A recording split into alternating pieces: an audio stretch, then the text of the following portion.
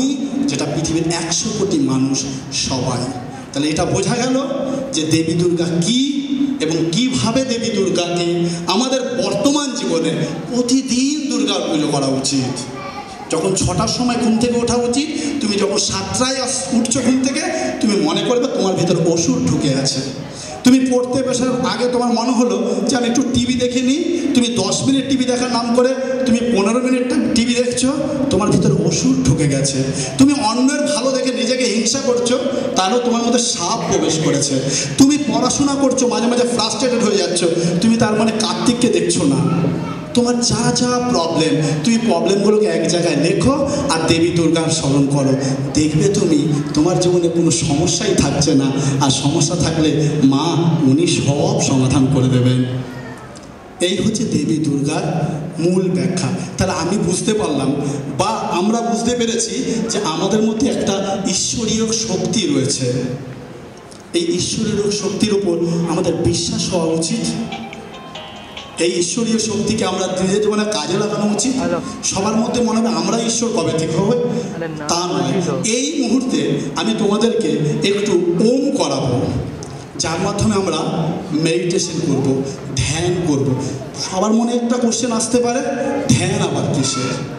দেখো, রবীন্দ্রনাথ তার শান্তিনিকেতনে ধ্যান কক্ষ তৈরি করেছেন। এপিজে আব্দুল কালাম সেও ডেলি ধ্যান করতেন। মহাত্মা গান্ধীর জীবনী করো, জীবনের মেজর পোর্শন, তার মাঝে মাঝে কথার মধ্যে কিন্তু ধ্যানের কথা উল্লেখ করা আছে। ধ্যান কি করে? মানুষের বাইরের এক্সটার্নাল ওয়ার্ল্ড আর ইন্টারনাল ওয়ার্ল্ডের মধ্যে ব্যালেন্স আনে। অর্থাৎ তোমার মধ্যে দেখবে কোনো কিছু অনিশ্চিত বলে মনে হবে না, সবই তোমার কাছে নিশ্চিত বলে মনে হবে।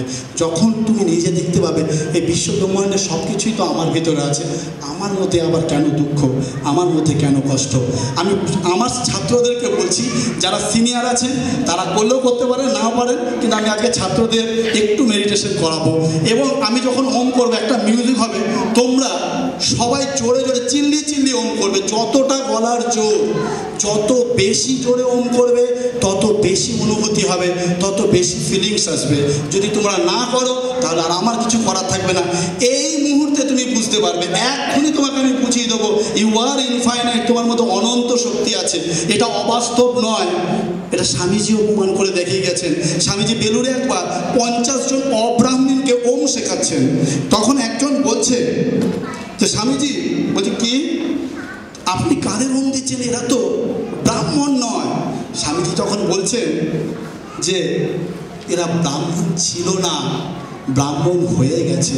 ব্রাহ্মণ কাকে বলে? ব্রহ্মজ্ঞান। কি ব্রহ্মজ্ঞান?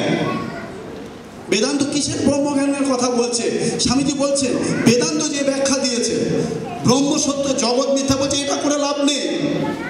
তুমি জগৎকে মিথ্যা বলো না, জগৎ সত্যিই আছে, জগৎকে বুঝতে চেষ্টা করো। তুমি যদি জগৎকে বুঝতে পারো, জগৎ তোমার কোনো ক্ষতি করবে না। সেই বোঝা, সেই রিয়েলাইজেশন আমরা আজকে ওমের মাধ্যমে একটু করব। ওমটাকে একটু চালিয়ে দে। আর ওম করার পর যখন মানে এটা বন্ধ হয়ে যাবে, তোমরা কেউ চোখ খুলবে না, আমি কিছু কথা বলবো, সেই কথাগুলোকে তোমরা নিজেদের মধ্যে রিয়েলাইজ করবে, দেখার চেষ্টা করবে। দেখবে তোমাদের মধ্যে এক্ষুনি একটা কি বিশাল শক্তি কাজ করবে। লাইট অফ করতে বলতো, এই লাইটটা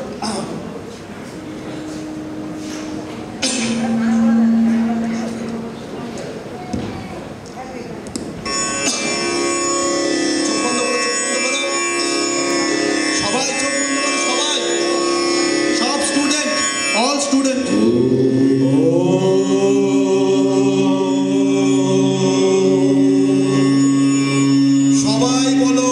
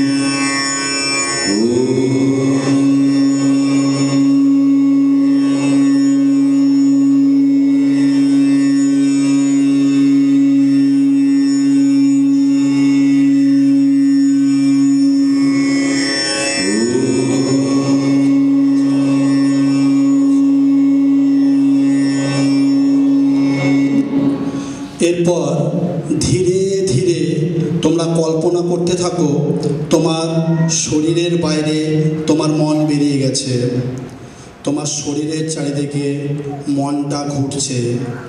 তারপর তুমি দেখতে থাকো তোমার মন তুমি যেখানে বসে আছো সেই হলের চারিদিকে ঘুরছে। তারপর তুমি কল্পনা করো তোমার এই মন আস্তে আস্তে আস্তে আস্তে বিরাটির চারিদিকে ঘুরছে। তারপর তুমি দেখতে থাকো তোমার এই মন মহাকাশে উঠে গেছে। তুমি খেয়াল করো তোমার মন মহাকাশে উঠে গেছে। তারপর তুমি দেখতে থাকো বিশ্ব ব্রহ্মাণ্ড যা কিছু তুমি জানো, সূর্য, চন্দ্র, নক্ষত্র, গ্রহ, তারা সবাইকে একসাথে পর্যবেক্ষণ করছে তোমার এই মন। কল্পনা করো তুমি অনন্তের আকাশে রয়েছ। কল্পনা করো তুমি নীল আকাশ দেখতে পাচ্ছ।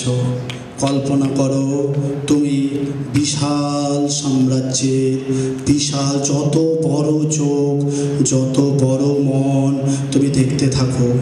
তারপর তুমি ধীরে ধীরে দেখো তোমার পায়ের নিচের অংশ নীল আলো আস্তে আস্তে বেরোচ্ছে। তারপর তুমি খেয়াল করো তোমার শরীর পুরো জ্যোতির্ময় হয়ে উঠেছে, পুরো জ্যোতির্ময় হয়ে উঠেছে। সারা শরীর দিয়ে যে আলো বেরোচ্ছে সে সূর্যের থেকেও জ্যোতির্ময়। তুমি দেখতে থাকো তোমার আলোতে পৃথিবী, সূর্য, চন্দ্র, নক্ষত্র সবাই আলোয় আলোকিত হচ্ছে।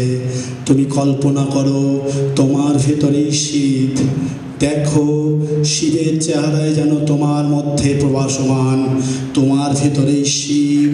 তুমি দেখো ধ্যানস্থ শিব, তুমি শিব, তুমি কালী, তুমি দুর্গা, তোমার মধ্যেই সব শক্তি। কল্পনা করো তুমি সেই জ্যোতির্ময় আলো, তুমি সেই শক্তির প্রতীক, তোমার মধ্যেই সব। তুমি কল্পনা করো তোমার মধ্যেই সব, তোমার মধ্যেই সব, তোমার মধ্যেই সব। যা দেখছো, যা দেখছো সব সত্যি, সব সত্যি, সব সত্যি। শিব ধ্যানস্থ অবস্থায় শিবের জ্যোতিতে তুমি জ্যোতির্ময়। তোমার কোনো কষ্ট নেই, তোমার কোনো দুঃখ নেই, তুমি আনন্দের প্রতীক। তোমার কোনো বিনাশ নেই, তোমার কোনো ধ্বংস নেই, তোমার কোনো দুঃখ থাকতে পারে না। তুমি সেই শিব, তোমার মধ্যে সেই শক্তি, এটা বিশ্বাস করো। ভেতরে শিবকে আনো, দেখো দেখো তোমার মধ্যে সেই কৃষ্ণ রয়েছে, যে কৃষ্ণের আলোয় আলোকিত তুমি। কল্পনা করো দুঃখ নেই, হিংসা নেই, তুমি আনন্দের স্বরূপ, তুমি চিদানন্দ রূপহম শিবহম শিবহম। লাইটটা এবারে জ্বালাবো। ধীরে ধীরে চোখ খোলো, দেখো তো কেমন ছিলে আর কেমন লাগছে। দেখো এরপর আমি একটা তোমাদের গল্প বলবো, তার আগে একটা ছোট্ট এক্সাম্পল দিই। আমরা একই জিনিস বলি জানো তো, সব সময় আমরা একই জিনিস বলি, খুব ছোট করে বলি, সেই জিনিসটাই বলার চেষ্টা করি, কিন্তু ওটাকে অনেক বড়োভাবে দেখা যায়। তুমি যদি একটা খাটের মধ্যে বসে থাকো, কেউ যদি তোমার বন্ধু এসে তোমার পাশে এসে দাঁড়িয়ে বলে, আচ্ছা তুই কোথায় থাকিস? আমি তো এই খাটটাই থাকি। তুমি যদি ওই ঘরটার বাইরে দাঁড়িয়ে থাকো, তোমাকে যদি জিজ্ঞেস করে তুই কোথায় থাকিস, এই তো আমি ঘরটাই থাকি। আগের অ্যাড্রেসটা কি হয়েছিল? ছোট একটা ঘর, ছোট একটা বিছানা। পরের অ্যাড্রেসটা কি হলো? তোমার ওই রুমটা হয়ে গেল। তারপর তুমি বিল্ডিংয়ের বাইরে দাঁড়িয়ে আছো, তোমাকে জিজ্ঞেস করলো তোর বাড়িটা কোনটা, তুই কোথায় থাকিস? এই তো আমি এই বাড়িটাই থাকি। পুরো বিল্ডিংটা তোমার অ্যাড্রেস হয়ে গেল। তুমি যখন বিরাটি স্টেশনে এসে দাঁড়াও, আচ্ছা তুই কোথায় থাকিস? আমার বাড়ি নবনগর। পুরো নবনগরটা তোমার অ্যাড্রেস হয়ে গেল। তুমি যখন শিয়ালদায় থাকো, তখন যদি তোমাকে কেউ কোশ্চেন করে তুই কোথায় থাকিস, তখন উত্তরটা কি দাও? আমার তো বাড়ি বিরাটিতে। যখন তুমি দিল্লিতে থাকো, কেউ যখন তোমায় প্রশ্ন করে তুমি কোথায় থাকো, না আমি তো ওয়েস্ট বেঙ্গলে থাকি। আর যখন তুমি অ্যাব্রড, হয়তো জাপান, জার্মান, চীন কোনো জায়গায় গেছো, তখন তুমি যদি তোমাকে কেউ কোশ্চেন করে তুমি কোথায় থাকো, আই কাম ফ্রম ইন্ডিয়া, আমার অ্যাড্রেস হয়ে গেল আমার দেশ। আর তুমি যদি পৃথিবী ছেড়ে অন্য গ্রহে যাও, তখন যদি তোমাকে কোশ্চেন করে তুমি কোথায় থাকো, পৃথিবী আমার অ্যাড্রেস। আমি কিন্তু বারবার তুমি যখন কোশ্চেনটা উত্তর দিচ্ছ, তুমি কিন্তু বলতে চাইছো ওই বিছানাটায়। দৃষ্টিশক্তিটা বড় হয়ে গেল। তাই স্বপ্নটাকে বড় করে দেখো, দেখো সে একই জিনিস বলেছো। তুমি কখনো ভাবতে পারো